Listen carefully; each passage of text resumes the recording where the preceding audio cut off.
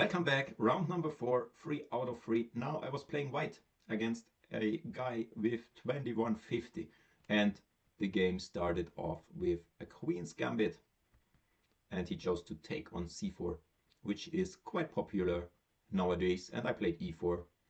Aggressive play in the center. Now there are two main lines which I faced a lot, which is b5 and the other one is bishop to b4. And in this game, he played bishop b4.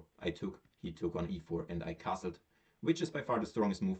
White sacrifices a pawn, but has a huge lead in development, and black is best advised not to take a second pawn. Let me show you why. Takes, takes, if he was greedy here, which he wasn't. If he was greedy with bishop to c3, rook b1, there is a lot of trouble. I can play for an attack if he castles now. And if he tries to safeguard this bishop first, he won't even castle and his king is in danger. I have all the pieces out. He has just one bishop out, if you can even call this bishop a developed piece here at the rim. So this is a disaster and white is objectively already winning. So instead, it's better to keep this bishop so that my attack is not going that fast. So no knight g5, no rook in the game, no bishop on a3. So this is the line. And white needs to prove compensation for the first pawn, so white needs to be aggressive, and I play 95, castles and queen g4. That far I remembered my stuff, and I had a game last summer where I played exactly the same line. And I really like this attacking play, because this pawn which is missing, it's not really felt in the middle game, and I can put a lot of pressure against his king. And he needs to survive it. So knight c6 played. This looks a bit weird, but actually black is a pawn up, so I'm not really interested in doubling his pawns because I give away a lot of attacking potential. So let's have a look why the move knight to d7 is different and what the nuances here are. Knight e7 is worse because of the bishop to h6, bishop f6 and rook to e1. This knight is a bit stuck. It can never really be traded here because then this bishop would be hit and there would be checkmate on g7. And there is just a lot of trouble as the rooks are also very quickly coming into the game if, he's doing nothing. So this is already quite troublesome. And meanwhile, with the knight on c6, there are some tiny differences. If I was trying the same to checkmate him immediately with bishop h6, bishop f6, rook e1, I can do the same. But now this knight is much more useful, coming to e7 and strengthening the king position a lot, maybe also going to f5, but that's something he could not do. If the knight was on d7, there would be no such route, and he could not strengthen his position. So that is the difference. And at this point, last time I reached this position, I played rook to e1, keeping options of going bishop h6, which I back then liked. Here in the game, I honestly forgot what is the move order, so I started with bishop to f4, which has some downsides and some upsides. In the game, it even paid off to play this first. But the downside is that after bishop d6,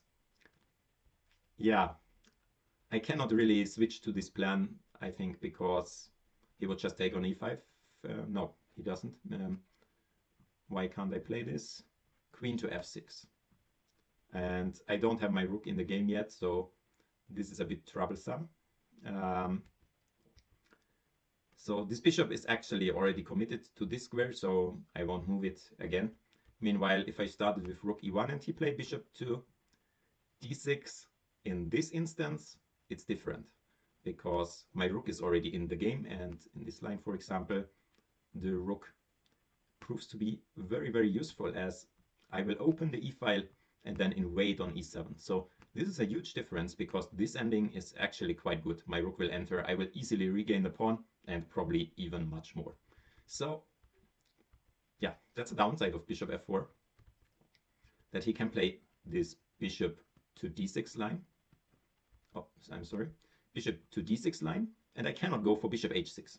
I could, of course, play rook f to e1 here, but now he would be in time to take. Usually I would take with the pawn now, threatening bishop h6. But black has this one and only saving resource, f5.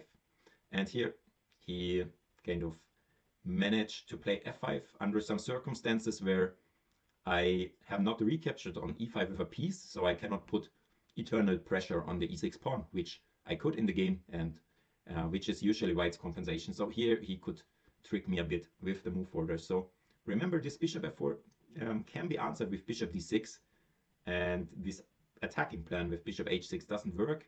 Black is also not forced to play f5 because I'm not really threatening anything big with bishop h6. Instead, in the main line with rook to e1, I'm really threatening this bishop h6 stuff.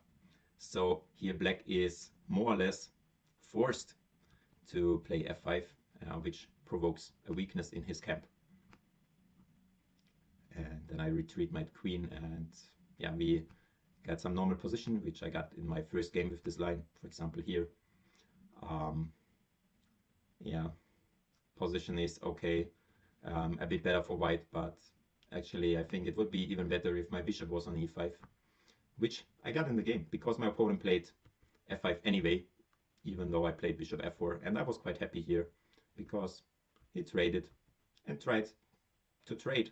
But now I get rid of this bishop, and I think my play is very simple. I get eternal pressure against e6, trade, g6, as rook f5 was also threat here, taking the more stable pawn and leaving the weakness on the board forever. So he played g6. Just stacking up the rooks, playing h4, he played h5, and this looked already very suspicious. I was sure I'm a lot better here with such a pawn structure, such an open king, but I struggled a bit finding a plan how to break the position. I thought taking on e6 would be selling the advantage too cheap, because he would get rid of this ugly bishop, and I trade a lot of pieces, and I thought his drawing chances might increase quite a lot. So I played something like queen f4, king to f7, and now I did not really manage to find a plan. I think the easiest plan is to go bishop to b3 and then try to play c4, d5, opening up the king even further as quickly as possible. However, I played a slow maneuvering game, just trying to provoke some weakness here and there. It did not work out that well, but black was also not having any counterplay. I cannot recall the whole game from here, but what actually happened is something like this. I squeezed him on the queen side a bit, and he at some point played b6, after which the game went on for quite a while, after which I won by a big blunder by him, but also this is positionally already winning because I'm a pawn down, but as a compensation he has just so many weak pawns, a very poor rook, a very poor bishop, and once I pick up the a6 pawn, which is probably really not hard, he's still left with so many weaknesses that he will lose the game, and I'm in no danger whatsoever that his pawns will go anywhere. I'm in perfect control of any of those pawns advancing. So keep this in mind. It's not about the count of the pawns in many situations, but it's also about the quality. How strong are they? Do they actually do anything meaningful, or will they just never do anything? Then it's actually okay to be down a pawn in the long run, because yeah, you have the better pawns, the more effective pawns, and you're not in danger of losing with a pawn down like this. So that's it for this game. Really recommend, try out this opening. It's really fun. You sacrifice the pawn. If your opponents don't know and are greedy, you are close to winning after the opening. And if they are smart, like my opponent here, you still have this kind of attacking potential against the king. And this pawn, it will just matter in the late end game. But before that, there is the middle game, as we know, and there is a huge attack incoming. So thanks for watching. If you like the video, please like and subscribe. Really appreciate that, and I hope to see you in the next one. Bye.